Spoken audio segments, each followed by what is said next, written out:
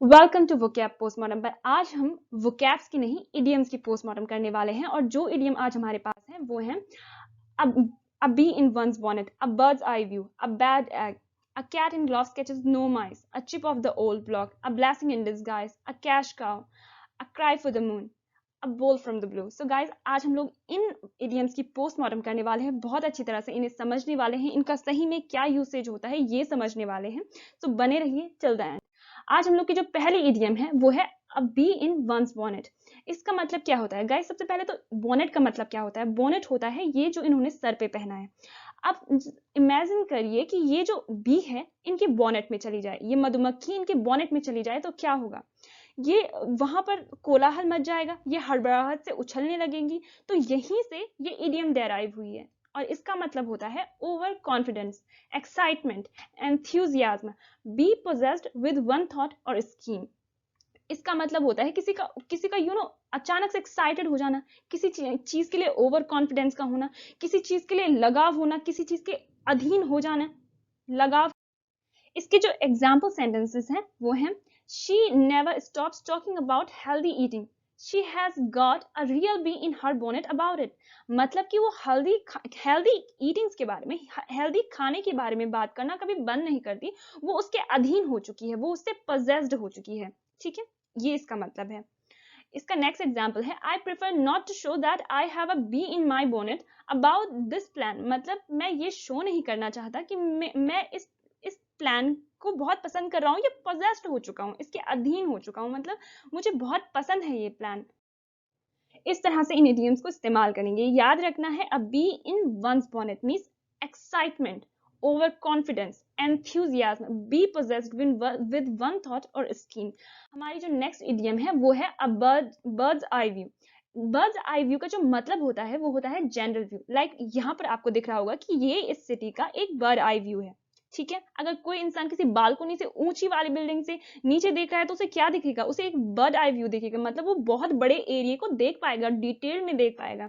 ठीक है, या फिर ये क्या दिख रहा है, ये बार ग्राफ में आपको, ये बार ग्राफ किसी प्रोजेक्ट का एक बर्ड आई व्यू दे रहा है, मतलब उस प्रोजेक्ट की पूरी डिटेल्स बता रहा है। ठीक है, तो ये है बर्ड आई व्यू, चाहे वो फिगरेटिव मीनिंग में हो, ये है जैसे, या फिर रियल मीनिंग में हो। इसका एग्जाम्पल सेंटेंस है I recommend that you go up to the top floor so you can get a bird's eye view of the city. मिस मैं तुम्हें रिकमेंड करता हूँ, मैं सजेस्ट करता हूँ कि तुम टॉप फ्लोर पर जाओ ताकि तुम इस सिटी का बर्ड्स आई व्यू ले सको, मतलब एक ओवरव्यू ले सको, जैसा एक जनरल व्यू ले सको, पूरी तरह देख सको इस सिटी को। इसका नेक्स्ट एग्जांपल है the introduction of the report. मतलब इस रिपोर्ट का introduction gives an excellent birds eye view, एक एक्सीलेंट इंट्रोडक्शन देता है, मतलब पूरा सब कुछ डिटेल में बताता है। इस रिपोर्ट का जो इंट्रोडक्शन है वो सब कुछ डिटेल में बताता है। इसका मतलब ये है एक्सीलेंट बर्ड्स आई व्यू, मतलब जो इंट्रोडक्शन है वो इतना डिटेल्ड है, इतना क्रिस्प है, इतना कंक्लूसिव है कि पूरे प्रोजेक्ट की बर्ड आई व्यू दे रहा है, एक जनरल व्यू दे रहा है उस प्रोजेक्ट के बारे में। हमारी जो नेक्स्ट इडियम है वो है अ बैड एग। अ बैड एग का मतलब होता है, अगर किसी इंसान को हम बैड एग कहते हैं तो उसका मतलब होता है कि वो इंसान ट्रस्ट वर्दी नहीं है। To refers to someone as a bad egg means that they can not be trusted, मतलब उस इंसान पे भरोसा नहीं किया जा सकता, जैसे आपको दिख रहा होगा इस फोटो में ये। और इसका नेक्स्ट मतलब समझ लेते हैं पहले। A person who seems to be good but turns out to be very bad. ये थोड़ा मिसप्रिंटिंग हो गई है, सॉरी, मैनुअल एरर है। A person who seems to be good but turns out to be very bad, मतलब एक इंसान जिसे आप पहले ग्लैंस में आपको लग रहा है ये बंदा सही है बट वो है नहीं सही, जैसे आपको दिख रहा होगा इस फोटो में, ये बंदा आगे किसी से डील कर रहा है बट पीछे उंगली क्रॉस कर रहा है, मतलब सामने वाले को मिसलीड कर रहा है ना, झूठ बोल रहा है ये। तो ये है बीइंग अ बैड एग। ठीक है, ये है, और ये बस एम ले लिया मैंने। इसका एग्जाम्पल सेंटेंस है I am not surprise at all that he lied. मतलब मैं बिल्कुल भी सरप्राइज नहीं हुआ कि उसने झूठ बोला, because I always new he was a bad egg. मुझे पहले से ही पता था कि वो एक बैड एग है, मतलब एक धूर्त व्यक्ति है, मतलब ट्रस्ट वर्दी नहीं है वो इंसान। ठीक है, इसका जो अगला एग्जाम्पल है वो है ही इज अ बैड एग, मतलब वो धूर्त व्यक्ति है, भरोसे के लायक नहीं है। Don't believe anything he says, मतलब बिल्कुल भी भरोसा मत करो जो कुछ भी वो कहता है। इसका जो नेक्स्ट एग्जाम्पल है वो है we will have to fire him, मतलब हमें उसे जॉब से निकालना पड़ेगा because he is a bad egg, मतलब वो धूर्त व्यक्ति है, ट्रस्ट वर्दी नहीं है। गाइज आप में से कई सारों लोगों को पता नहीं होगा, पर जब हम फायर को एज अ वर्ब यूज करते हैं तो इसका मतलब होता है किसी को निष्कासित करना, किसी पद से, किसी जॉब से, ठीक है। तो यहाँ पे इसका मतलब है we will have to fire him, मतलब उसे निष्कासित करना पड़ेगा, जो जॉब से निकालना पड़ेगा, because he is a bad egg, मतलब वो धूर्त है, ट्रस्ट वर्दी नहीं है, ठीक है। हम लोग की जो नेक्स्ट इडियम है वो है सॉरी हम लोग की नेक्स्ट इडियम है a cat in gloves catches no mice. बहुत अच्छी इडियम है ये। अब गाइस इमेजिन करिए कि इस बिल्ली को ग्लव्स पहना दिए जाए, मतलब इसके पंजे ढक दिए जाए। अब क्या होता है कि बिल्ली जब शिकार करती है ना, तो पंजे उसका एक बहुत ही बड़ा अस्त्र शस्त्र है, ये समझ सकते हैं। किसी किसी शिकार को दबोचने के लिए पंजे बहुत काम आते हैं, और अगर उसे ग्लव्स पहना दिए जाए तो क्या होगा, वो जो उसका शिकार होगा ना, फिसल के चला जाएगा हाथ से, मतलब वो ले नहीं पाएगा। गाइस इस इडियम का जो हिंदी में हम इडियम इस्तेमाल करते हैं ना, इसके जगह में हिंदी में हम इसके सिनोनिमस इडियम जो है हिंदी की, वो है अगर घोड़ा घास से दोस्ती करेगा तो खाएगा क्या। उस सेंस में इस्तेमाल किया जाता है a cat in gloves catches no mice. इसका जो मतलब है, this expression means that if you are too careful and polite, अगर आप बहुत ही ज्यादा केयरफुल हैं, बहुत ही ज्यादा बिल्कुल वाइस हैं, पोलाइट हैं, you may not obtain what you want, मतलब आप शायद वो ना पा सकें जो आप पाना चाहते हैं, क्योंकि दब्बू इंसान को आजकल कोई पूछता नहीं है, आपको चंट चालाक होना पड़ेगा, राइट। इसका जो एग्जाम्पल सेंटेंस है वो है negotiate carefully but remember a cat in gloves catches no mice, मतलब जो बातचीत है ना, विचार विमर्श जो चल रहा है उसे ध्यान से करिए, पर याद रखिए कि a cat in gloves catches no mice, एक बेहद ज्यादा पोलाइट इंसान डिजायर्ड आउटकम्स को गेन नहीं कर सकता, ठीक है। मतलब बहुत ज्यादा पोलाइट होने की जरूरत नहीं है जब आप निगोशिएशन में हो, इसका ये मतलब है। इसका नेक्स्ट एग्जाम्पल है I think you will get that promotion if you pursue it more assertively, मतलब मुझे लगता है कि तुम ये प्रमोशन पा लोगे अगर तुम थोड़ा अड़के इस प्रमोशन को मांगो। असर्टिवली मतलब होता है थोड़ा अड़के, जिद से मांगना किसी चीज को। Because a cat in gloves catches no mice after all, मतलब बहुत ज्यादा पोलाइट इंसान अपना डिजायर्ड आउटकम नहीं ले पाता। एक दब्बू इंसान ना वो नहीं पा पाता जो कि वो चाहता है। अक्सर लोग दबा देते हैं ना ऐसे इंसान को। इस सेंस में इस इडियम को इस्तेमाल किया जाता है। इसकी जो हिंदी सिनोनिमस इडियम है मैं बता चुकी हूँ कि घोड़ा घास से दोस्ती करेगा तो खाएगा क्या, उस सेंस में इसे इस्तेमाल किया जाता है, ठीक है। हमारी जो नेक्स्ट इडियम है वो है a chip off the old block.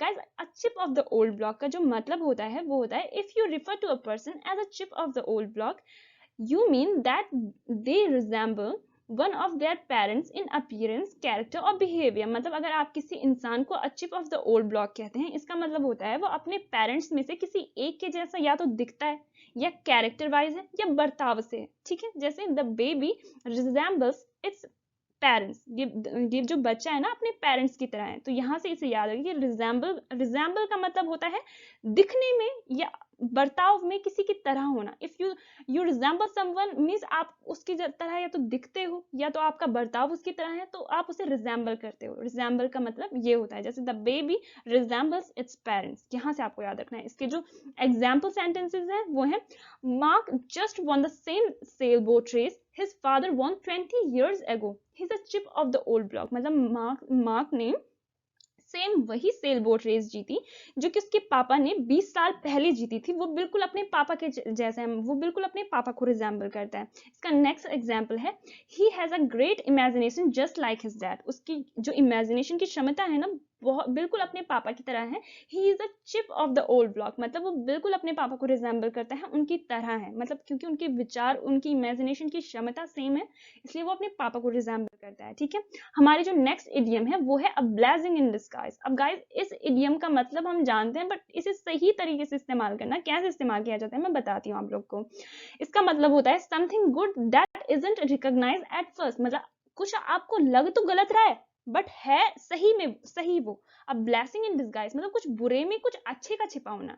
जैसे आपको याद होगा जब लॉकडाउन लगा था बुरा ना, हमें घर में रहना पड़ा था, बस इसमें भी ना एक ब्लेसिंग डिस्गाइज्ड थी। वो क्या थी, हम लोग ने वर्क फ्रॉम होम करा, हम लोग अपनी फैमिली के साथ टाइम बिता पाए, एक सादी जिंदगी जी पाए। तो क्या थी ये ब्लेसिंग थी, डिस्गाइज ब्लेसिंग थी, ठीक है। इसके जो एग्जाम्पल सेंटेंसेस हैं वो हैं my car broke down again, मतलब मेरी कार दोबारा खराब हो गई है, but may be it was blessing in disguise. तो मुझे लगता है कि ये बुरे में कुछ अच्छा ही था, because I have been wasting too much time driving around any.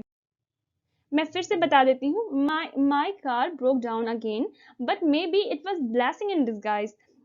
I have been wasting too much time driving around anyway. मतलब मेरी कार फिर से खराब हो गई है, पर मुझे लगता है कि ये बुरे में कुछ अच्छा ही है, बिकॉज मैं अपना बहुत ज्यादा टाइम इधर उधर ड्राइविंग करने में बर्बाद कर रहा था। इसका जो नेक्स्ट एग्जाम्पल सेंटेंस है वो है dad's illness was a blessing in disguise. मतलब पापा का बीमार पड़ना कुछ बुरे में अच्छा ही था। It brought the family together for the first time in years. मतलब इसने पूरे परिवार को इकट्ठा कर दिया कई सालों में पहली बार। मतलब पापा को जो बीमार होना था ना, उसकी वजह से पूरी फैमिली इकट्ठा हुई साथ में कई सालों में एक बार, तो वो बुरे में कुछ अच्छा ही था। इसका ये मतलब होता है। हमारे जो नेक्स्ट इडियम होता है वो है a cash cow. A cash cow का मतलब गाइस होता है अ प्रोडक्ट और service which is regular source of income for a company is called a cash cow. For a company और a person, not just company, ठीक है। This is a cash cow. अब guys सोचिए उन लोग के बारे में जिन्होंने एप्पल में बहुत पहले इन्वेस्ट करा होगा। तो एप्पल कंपनी क्या है उनके लिए? उनके लिए एप्पल कंपनी एक कैश काउ है, बिकॉज ये प्रॉफिट में ही है, लगभग प्रॉफिट में ही रही है अब तक। तो ये उनके लिए एक कैश काउ है। Cash cow means a regular source of income, ठीक है, जो कि प्रॉफिट दिए जा रहा है, कंसिस्टेंटली प्रॉफिट दिए जा रहा है, वो सोर्स। इसका एग्जांपल सेंटेंस है the 8 billion video rental industry is the biggest cash cow ever developed in entertainment industry. मतलब ये वीडियो रेंटल इंडस्ट्री है जो $8 बिलियन की अभी तक की सबसे ज्यादा फायदा देने वाली इंडस्ट्री है इनकम एंटरटेनमेंट इंडस्ट्री में। सॉरी, मेरा गला थोड़ा खराब है। इसका जो नेक्स्ट एग्जाम्पल है वो है यू विल बी रिच सून। मतलब तुम जल्दी ही अमीर हो जाओगे, because that kind of business is a real cash cow. मतलब इस तरह के जो बिजनेस होते हैं ना, बहुत फायदेमंद होते हैं, कंसिस्टेंटली फायदा देने वाले होते हैं, इसलिए तुम बहुत जल्दी रिच हो जाओगे। रिमेंबर अ कैश काउ। मतलब ऐसा कोई बिजनेस, कोई प्रोडक्ट, ऐसी कोई सर्विस, ऐसा कोई भी इन्वेस्टमेंट आपकी जो आपको कंसिस्टेंटली प्रॉफिट दे जा रही है, this is a cash cow for you, ठीक है। हमारी जो नेक्स्ट इडियम है वो है a cry for the moon. A cry for the moon, इसका मतलब होता है to think of impossible thing. मतलब आप a cry for the moon मतलब आप एक ऐसी चीज की इमेजिनेशन कर रहे हो, ऐसी चीज का ख्याल रख रहे हो, उसकी एस्पिरेशन रख रहे हो जो इम्पॉसिबल है, जो हो नहीं सकती। अब मैं आपको बताऊंगी इस फोटो का क्या कनेक्शन है उसके साथ, आपको भी ऑड लग रहा होगा। इसका जो एग्जाम्पल सेंटेंस है वो है don't cry for the moon. मतलब इम्पॉसिबल चीज को ना सोचो मत, मतलब इम्पॉसिबल गणना ही मत करो जो पॉसिबल ही नहीं है। मतलब ख्याली पुलाव मत बनाओ। अ क्राई फॉर द मून का मतलब आप समझ सकते हो ख्याली पुलाव, ठीक है। The only way to get a good grade in the exam is to hard work. मतलब कि ख्याली पुलाव मत बनाओ। एग्जाम में अच्छे मार्क्स लाने का एक ही तरीका है, वो है हार्ड वर्क। मतलब मेहनत करोगे तो अच्छे मार्क्स आएंगे, ये मतलब है इसका।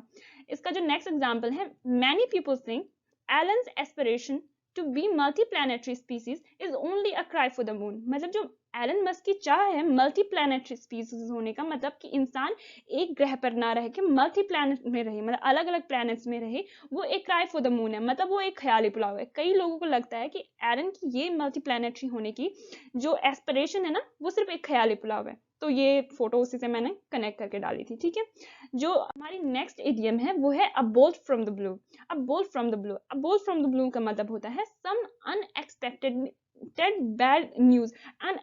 मतलब अब गाइस इमेजिन करिए कि आसमान पूरा नीला है पर वहां से बिजलियां गिर रही है, तो क्या है? शॉकिंग है ना। कोई बात हुई नीले आसमान से बिजलियां पड़ना। तो वहीं से ये इडियम डेराइव हुई है। इसका मतलब होता है कि कोई मतलब सदमा सा, कोई शॉकिंग चीज, वो होता है bolt from the blue. Something crucial और अनयूजुअल दैट हैपन सडनली और अनएक्सपेक्टेडली। मतलब कुछ नया सा, अनयूजुअल है, जो इंपॉर्टेंट है, क्रूशियल है, वो चीज का सडनली अचानक से हो जाना अब बोल्ट फ्रॉम द ब्लू है, ठीक है। मतलब मैं बता रही हूँ ना आपको, जैसे कि मतलब ये इडियम डेराइव कहाँ से हुई है कि नीले आसमान से बिजली का गिरना, जो कि इम्पॉसिबल है, तो वहीं से है अब बोल्ट फ्रॉम द ब्लू। अगर ऐसा हो जाए तो वो एक बहुत आश्चर्यजनक बात होगी, तो वहीं से ये इडियम डेराइव हुई है। इसका जो फर्स्ट एग्जाम्पल सेंटेंस है वो है the news of his death was a bolt from the blue. मतलब उसकी जो मृत्यु की सूचना थी वो बहुत ही सदमा देने वाली थी, बहुत ही आश्चर्यजनक थी, ठीक है।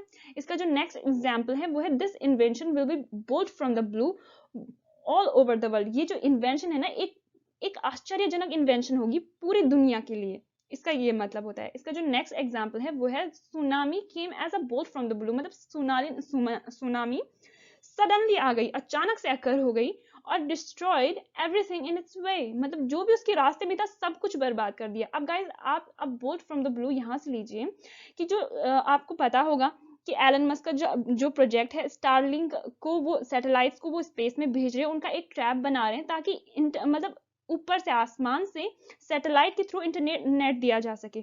तो ये क्या है, ये सारी टेलीकम्युनिकेशन कंपनीज के लिए ना अब बोट फ्रॉम द ब्लू है, क्योंकि जब ऐसा हो जाएगा, एलन जब इस इंटरनेट को हमें प्रोवाइड करने लग जाएंगे तो ये बहुत ही ज्यादा चीप होगा, इसके रेट्स कम होगी और इसकी क्वालिटी बहुत अच्छी होगी। मतलब अर्थ के किसी भी कोने में, समुद्र के किसी भी कोने में, कहीं भी आपको हर जगह एक जैसा इंटरनेट मिलेगा और बहुत फास्ट स्पीड होगी इसकी।